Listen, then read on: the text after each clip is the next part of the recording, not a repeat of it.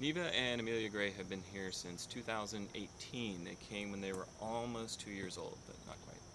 The bears are actually leaving now because they have hit a point in their maturity where they need other opportunities.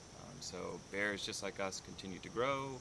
They experience different life stages, and we are looking at other facilities now that can offer them those opportunities a little bit better than maybe we can. We had a pretty specific thought process behind moving each bear to different zoos. Neva, in particular, grew up with a brother. She was actually a twin, and she was pretty used to being around male bears. So we are sending her to a facility where she will have an opportunity to be in a breeding program and meet a new male bear. She should be pretty well equipped to handle that. For Amelia Gray, Amelia is more of a social bear, but she needs space to sort of evaluate her surroundings and things going on. So she needs to be able to have some alone time too. So we chose a facility that will give her lots of opportunities for expanded space and still get opportunities for socializing with another bear.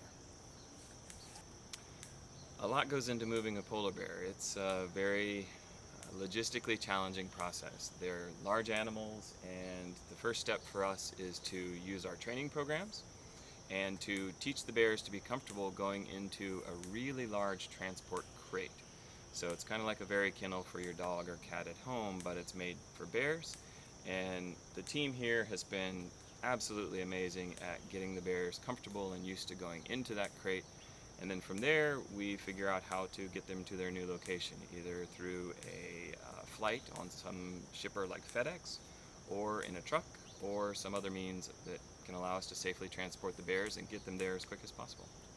The zoo will absolutely keep the grizzly bears for the duration of their lives. We took them in because they were orphans in Montana, and at that point we decided we would keep them here and see to their needs. We also are very invested in making sure that the grizzlies also have the opportunities to mature and to grow properly, and we're going to continue to offer them all of those chances here at Maryland Zoo. We don't actually plan to have polar bears here for the foreseeable future, but that doesn't mean that we won't at some point down the road. We're very committed to the species as a whole, their survival into the future, and we want to be really good partners for the Association of Zoos and Aquariums Polar Bear Species Survival Plan. So we're going to continue to be involved, and never say never.